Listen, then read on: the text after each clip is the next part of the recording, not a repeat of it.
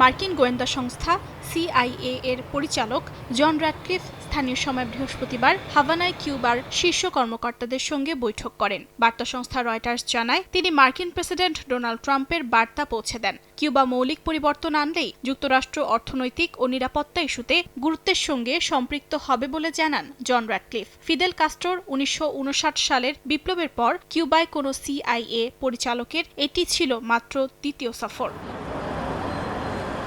এদিকে যুক্তরাষ্ট্রের প্রস্তাব দেয়া $10 কোটি মানবিক সহায়তা বিবেচনা করতে আগ্রহ দেখিয়েছে কিউবা। দেশটির পররাষ্ট্রমন্ত্রী বলেন, সহায়তা নিয়ে আলোচনা হতে পারে, তবে এর সঙ্গে রাজনৈতিক শর্ত বা চাপ জুড়ে দেওয়া যাবে না। তিনি সতর্ক করেন, অবরোধে থাকা জনগণের দুর্ভোগকে রাজনৈতিক হাতিয়ার বানানোর চেষ্টা যেন না হয়।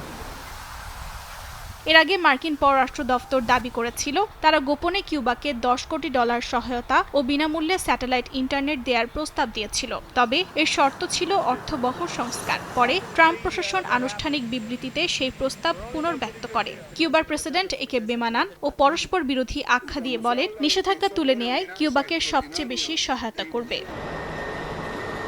জানুয়ারিতে ট্রাম্প কিউবায় কোনো দেশ তেল সরবরাহ করলে তাদের পণ্যে অতিরিক্ত শুল্ক বসানোর হুমকি দেওয়ার পর থেকে দেশটির জীবনযাত্রার মারাত্মক অবনতি হয়। ট্রাম্পের চাপে ও হুমকিতে মিত্র হিসেবে পরিচিত মেক্সিকো ও ভেনেজুয়েলাও আর তেল চালান পাঠাতে না পারায় কিউবায় জ্বালানি ও বিদ্যুতের ভয়াবহ ঘাটতি সৃষ্টি হয়েছে। অর্জিতা শেহজিন, সময় সংবাদ।